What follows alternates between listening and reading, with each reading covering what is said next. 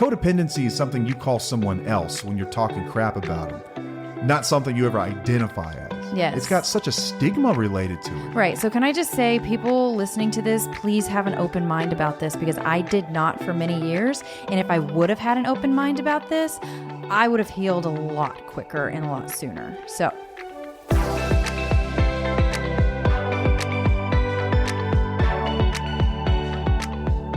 Welcome back to another episode of Till the Wheels Fall Off. I'm Matt. I'm Paige. Before we get started, take a moment really quick to follow the show if you haven't already. If you go to our Instagram at TWFO_couple, that's TWFO_couple, you will find a link tree where you have access to all of our social media accounts. Follow us there and follow the show that you're listening to right now, whether it be on YouTube, on Spotify, on Apple Podcasts. Follow the show, leave us a review, and let us know what we could be doing better, or let us know what you love about it. We can take the heat, y'all.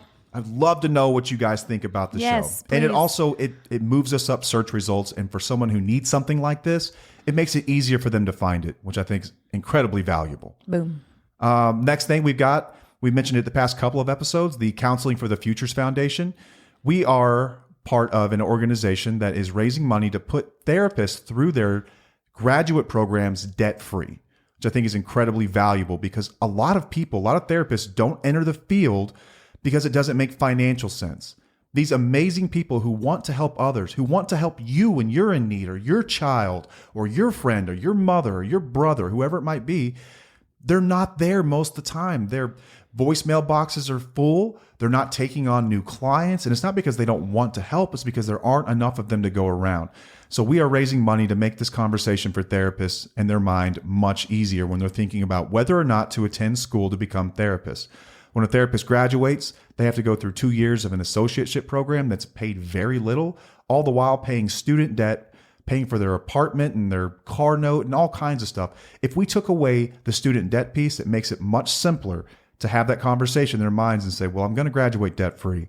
I can do this. So head on over to counselingfutures.org. If you're willing to donate, we would love that. At the very least, please share the message that this is out there, that this exists, and that someone is doing something about the lack of therapists in the field. I think we've covered all the housekeeping items. Yes. Let's get to the episode. All right. We're talking codependency today. Something that we hear about, God, from so many people. When we started this thing, we've mentioned the last episode, we never dreamed that we would attract so many people that were dealing with this. Yeah. But I think that our experience tells us that we found a way out and they want to know more about it. Right. But we've never really exclusively covered this in an episode. No. Because I think that the word itself kind of throws people off so bad. I think that when codependency is something you call someone else when you're talking crap about them, not something you ever identify as. Yes. It's got such a stigma related to it. Right. So can I just say, people listening to this, please have an open mind about this, because I did not for many years. And if I would have had an open mind about this, I would have healed a lot quicker and a lot sooner. So let's give a clinical definition. It's not clinical because it's not a clinical diagnosis. They don't even necessarily diagnose this word it. came around in like the 70s. So it's often described as a dysfunctional pattern of behavior that develops in relationships where one person is overly reliant on another person's approval or validation. This can result in the codependent person neglecting their own needs and prioritizing the needs of the other person, even to their own detriment. Codependency can also be characterized by a strong desire to control or fix the other person's behavior, even when it is not in their best interest. It's a good definition. Yes, it is. It basically covers what we've always talked about and what we've all known about codependent people. Mm-hmm. But we're going to dig deeper into this episode. Yeah, we were working on something earlier, and this thought came to us, and it's the law of attraction. The law of attraction essentially states that we attract people and things and subjects that we focus on the most. So have that in mind as we kind of move through this, and stay with me. The law of attraction. So you attract what you focus on the most. So as a codependent person, if you're focusing on finding a partner that is just like you, someone that is overly reliant on another's approval or validation because you think that if you had someone who felt the same way and they gave you that, then you would be made whole. but it backfires. What actually happens is that you attract someone who is overly reliant on something, but it's generally not you. It's usually a substance. Yeah. And that's why these two personalities so often end up together. Right. We attract each other. Like this cosmic force pulls us together. I was attracted to you and you were attracted to me for different reasons. Yeah.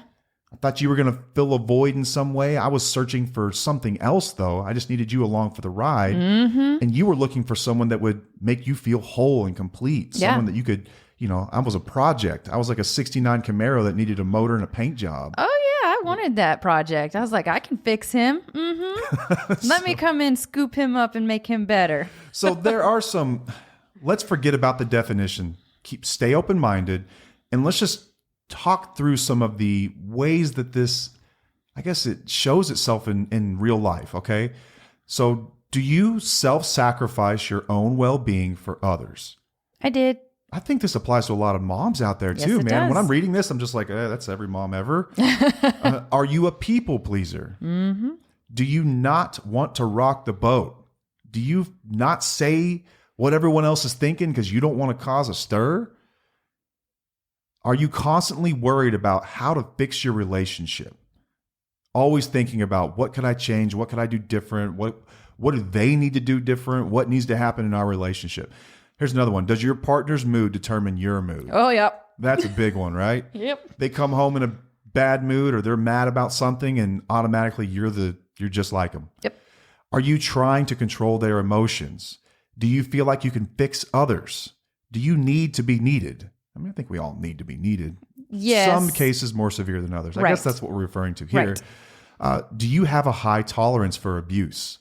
That's a crazy concept that I love. Like I've always said, I had a high pain tolerance. Some other people do when it comes to abuse. They can let other people walk all over them in ways that would blow your mind. Yeah. Yep. They have a high tolerance for it, though. We're doormats. Are you obsessed with changing someone else?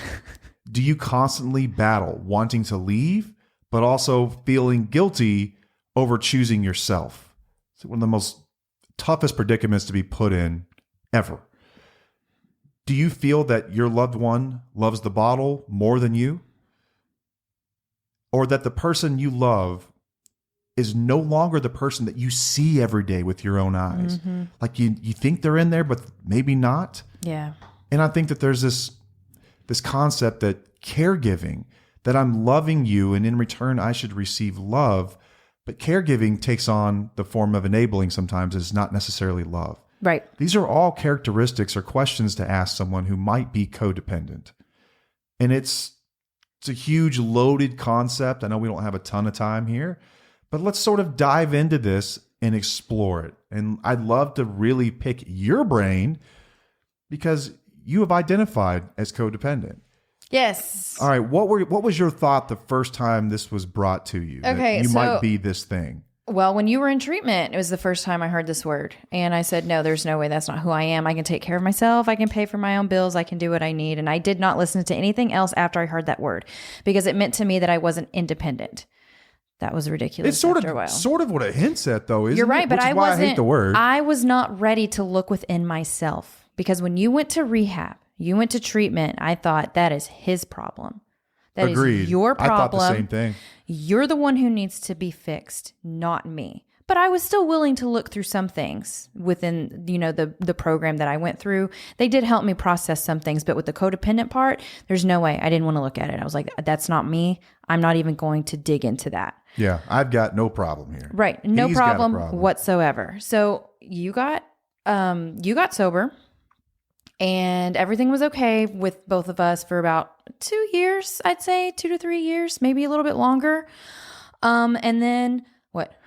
Oh, no, I was just listening. Oh, okay. I thought you were going to I chime wasn't in on going that. to chime in anything. Okay. No, I think I agree with you totally. Like in the beginning, when I cleaned up, our relationship did get better in so many ways because we were communicating in a healthy way. We were communicating, period. Yeah. I was more present in our lives. And Right. I was some of the problem. Right. Some of it. Right. Absolutely. But I was in denial with my own problems because I was kind of faking it. Eventually, things came to the surface where my anxiety got really bad again. I started having panic attacks again. And I was depressed. And I almost asked you to take me to a mental institute because I couldn't handle living at this time. Can we back up for one moment? Yeah. So I was thinking about this earlier. So codependency stems from things that have happened generally in the past. It's usually like when you dig into this with someone, a therapist, someone who's licensed to deal with the past. The trauma and stuff in the past. A lot of times it comes from the past. Right. And so I think about, were there signs of this before we ever got married? Were there signs of this when we first got together? And there's a resounding yes, there were signs. Yeah, I was going to bring that up. Oh, you were? I was, because Okay. that was a big deal. Yeah, I just remember being a teenager and like you were the girlfriend that, man, psycho calling me. Like if I didn't answer my phone, like blowing me up over and over and over and over. Or if I wanted to like go hang out with my friends. Yeah. You did not like that, man. That meant that I liked my friends more than you. I didn't like being around you. Yeah. And, like those emotions went so far and so deep. I thought that all girls were just that way. It's just the way that girls were. I don't mean that like ugly. My friends had dealt with it to an extent and they're like, oh yeah, that's just how it is. I had a very low self-esteem. So I had issues with the codependency, but I didn't realize this was much of a problem until I started to get help. Until recently, honestly, until I really started my healing process to see where my personal challenges were and where I could fix or correct and heal and deal with my stuff. You've done an amazing job too.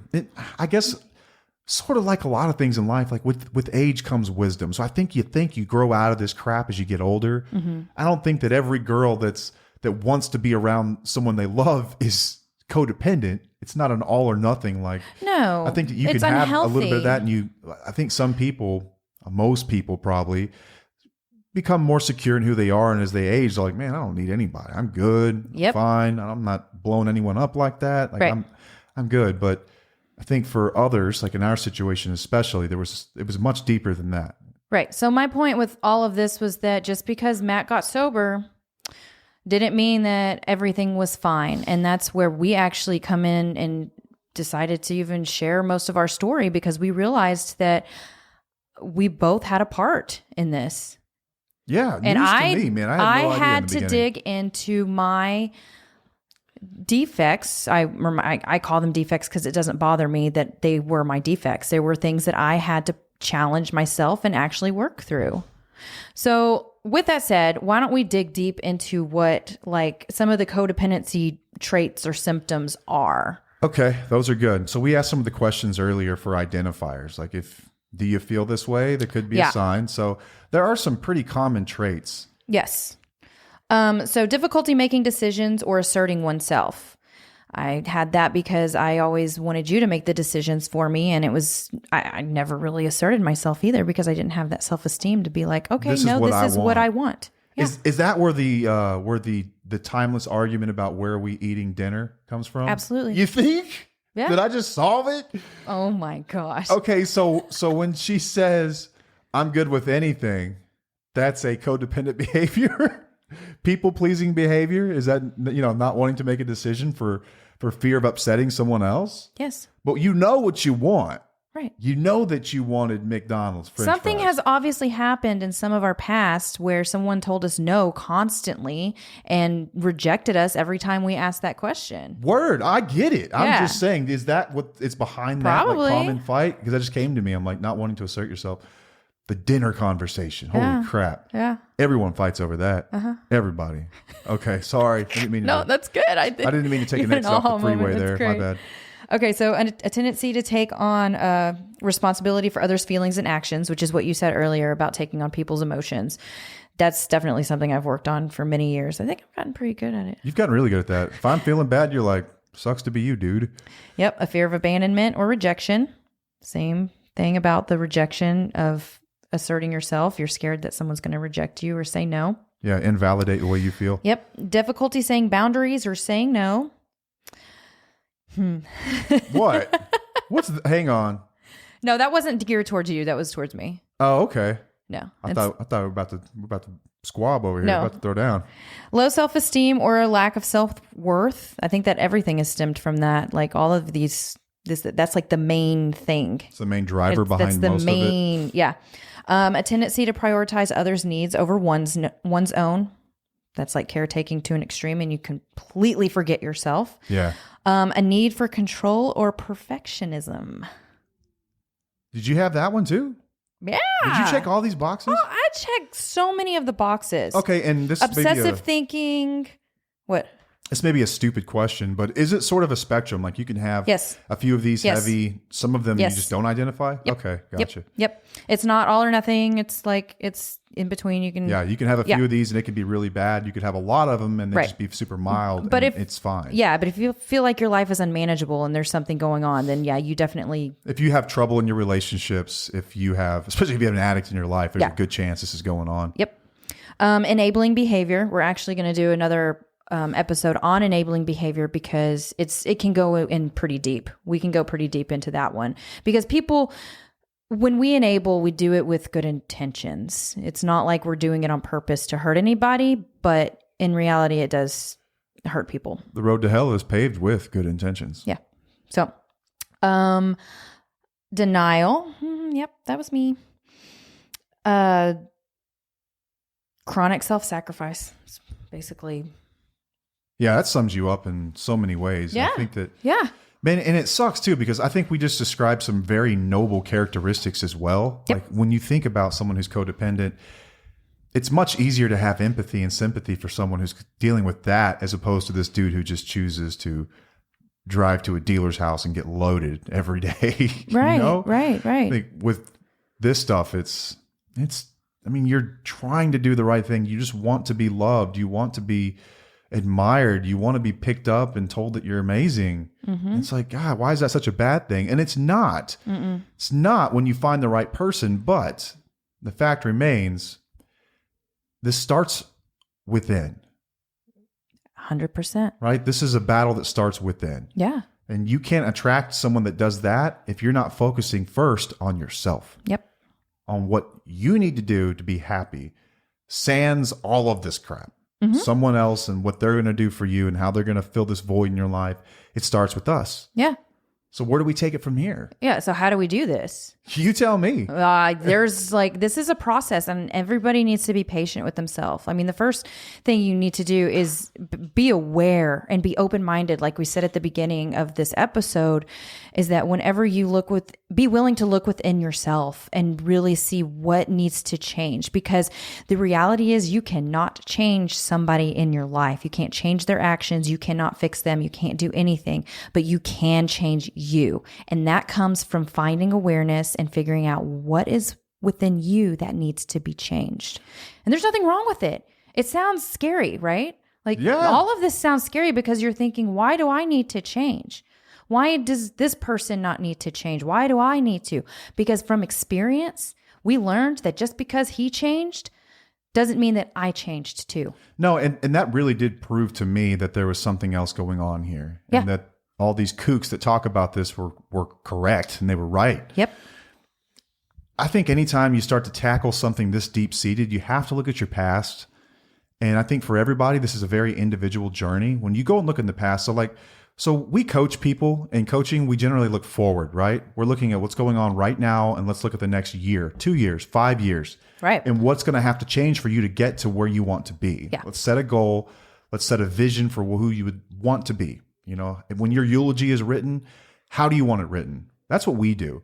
But when we go into the past, that's more therapy, that's more clinical. Mm-hmm. But so I'm not going to spend a whole lot of time other than just to preface it by saying that this isn't something we specialize in, which is the past and what causes this stuff and healing the trauma that usually results in these types of behaviors. Yeah. Because that's what it usually boils down to. It's some sort of trauma. Yeah.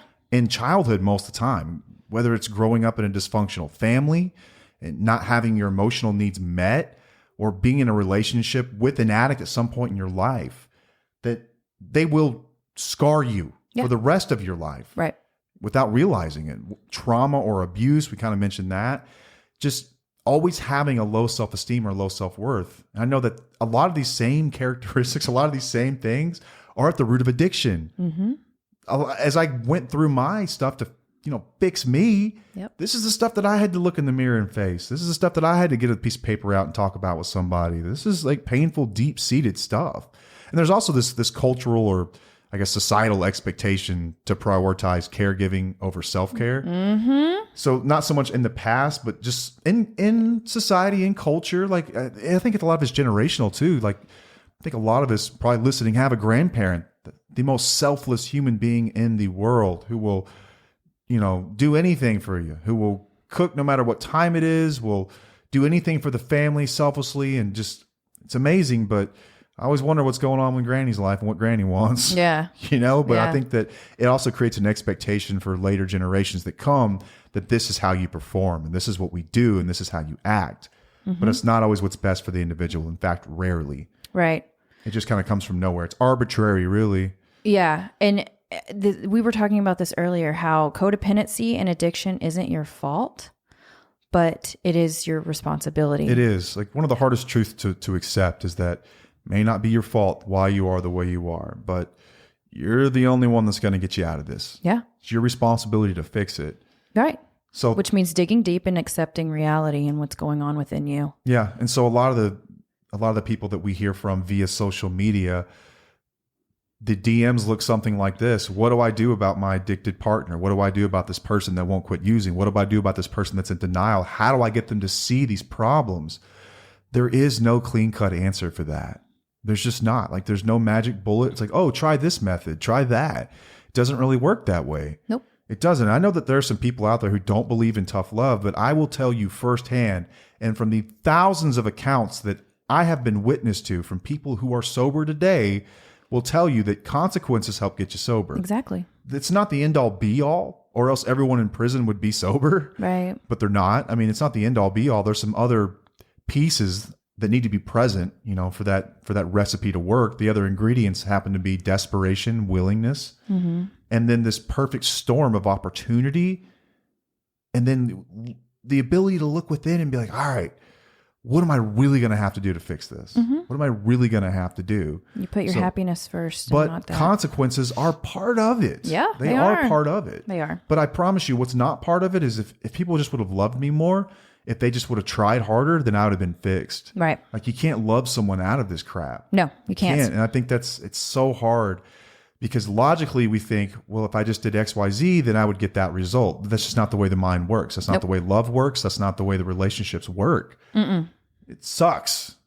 But that's why we're here. But then you grow from it and you learn from it and you do the hard things, and it's like, oh, wow. Yeah, it's hard work, but dang, is it worth it once you go through it? Yeah, so let's address some of this stuff. Let's address codependency. Okay, so we're obviously can't tell you how to fix codependency in one episode, because it is a process. And it's individual. So individual. We're just going to break down just a few pieces, like, of how we help others. So setting boundaries and learning to say no. And that no is a complete sentence. Right. Practicing self-care and prioritizing your own needs. Very difficult for a lot of people, because once again, especially as women, like, you're the caretaker, like, you're the nurturer, like, you're this idea of like home for everyone. But you got to make time for yourself as well. And that is, it's not selfish. Selfish. It's just self-care. Yeah. Yeah. Seeking support from a support group like TUFO community. We have a lot of people in there who they post anonymously and they ask for help on very specific situations, and we chime in. And I think that we're building a great group of people to help process problems. And time out real quick. I want to shout out our community. Yeah. When we first started, I thought we might get crickets, but we've had some people come in there extremely vulnerable and share what they're going through, and we'll respond, but not just us. The Others. Community responds. Right. And it can be done anonymously, which I love about it, because you may not want people to know that this person on Facebook is going through this. Right. Some people don't mind, but I think for others, it's like, I can share with you what I know and what I've been through and my experience with this thing, or just to let you know that you're not alone. And I love how they pick each other up. Yeah. I just freaking love it. I'm so proud of everybody in there. Right. So, and it helps you not feel alone. And that's a great way to start getting support. Also learning to communicate effectively and express your own needs and emotions. Very hard to do when you're with an addict, though, because you're not dealing with a rational person. We've discussed this in prior episodes. We did an episode on communication. Yeah. Communicating your needs. We've also done an episode on, I don't remember the name of it, but if you go to our website, www.tufo.com, I believe that you've got the exercise up there for healthy communication, don't you? Maybe. You know what I'm talking about? The I feel statements and all that? Yeah. That's validating yes, and all that's that? in our boundaries, I think. It's in the boundaries exercise. Okay. Yeah. So I was going to discuss our guides in a minute so that we can... if you need help starting, we actually have a lot of guides, like you said, on our website. And one of them is a healing guide to living with an alcoholic or addict. So it talks about codependency enabling behaviors. And then there's also some exercises in here to help you kind of process through it to see if it's something that you need to work on. And then you can ask us and we can help you through that next process. Yeah, it's awesome. A lot of time has gone into these, ton of research, and they're effective. That's my favorite part is that it's not just something we wrote, like they actually work. Yeah, there are some guides in there that I've put together myself, and then I go in and I'm like, I have a problem that I need to process, and I'll do it. Through it, man. And it works. It's amazing. I love it. Okay, so in summary, we've talked about what is codependency, what are some signs you might be codependent, what are some of these symptoms, how does this thing show itself in life? And then, okay, ultimately, if you're sold that you might be one of these people, then what do we do about it? Yep. And what do we do about it? And if you follow our social media accounts, we have tons and tons of reels about stuff like this. Paige is really good about making sure that people who suffer from this don't feel alone. It's a very lonely And if you're not existence. ready right now to deal with it, that's perfectly fine. Yep. That's fine. It is a process. Like sometimes it takes years to get ready to really tackle something this big. Mm-hmm. Totally fine. We are here for you. In the meantime, we will love you until you can love yourself. Yes. Okay, well, I think that's all we've got, other than to tease that we've got something so cool in the works right now that I wanted to talk about it, and Paige told me I can't yet. She told me to shut up, and so I'm going to shut up. I just want you all to know that when we started this thing, we said it was going to be big, and it's going to be big. We're going to change lives, and one day I hope that we look back on this episode and it's like, can you believe this is what it's become? Right. Like, how awesome is that? Mm-hmm. So stick with us, and thank you for everyone that has stuck with us up to this point. I think we're over 40 episodes now. Yeah, which is really cool. I think, And I don't get proud about these little milestones really, because I feel like the goal is the goal, but I've always been someone that sucked at celebrating the little victories along the way. Mm-hmm. But 40 is kind of a big deal. I think we did an episode one time and talked about how the average podcast gets about 7 episodes in. Yeah. And that's it. Mm-hmm. And I think if you get more than 20, you're in the top 0.01% of podcasts of all time, because people just give up on stuff like this. Yeah. But there ain't nothing more stubborn than a codependent and an addict. So we ain't going anywhere anytime soon, man. Forget that. You can come back and find me in 10 years doing the same thing. Stubborn as they come, man. Uh-huh. So thank you for everyone that stuck with us, supported us. I see the likes. I see the mentions. I see the story shares. We see all that stuff, and we thank you all so much. I just can't thank you enough. It's amazing when something that we've written or something we put out in the world is helping other people. Like, that was the goal here. And it's actually working, and it's just the greatest feeling in the world. Yeah. And not in a selfish, arrogant way. It's just so cool that people are getting help that we didn't have when we were going through it. Exactly. Our experience is helping others. And I think it's so beautiful. Like, if I had this stuff when we were 10 years ago, I feel like I would have been way ahead in life, but this is how life worked out, and I'm grateful for every bit of it. Man, if we had something like this when we were going through it, I would have put these dudes on the wall like Kim Jong-un. There'd have been like a picture of the great leaders on the wall. You know what I mean? Like, thank God I don't have to feel alone and someone else gets it, and I've got a voice that's talking about it, and I don't feel crazy. Like, they're in my head. This is a wonderful, such a cool thing. So thank you for everyone that's been there with us from day one, or if you're new, thanks for being here. Glad you made it. Yeah. Looking forward to seeing what we can do with this. I think that's all we've got. So until next time, I am Matt. I'm Paige. And we'll see you. Bye.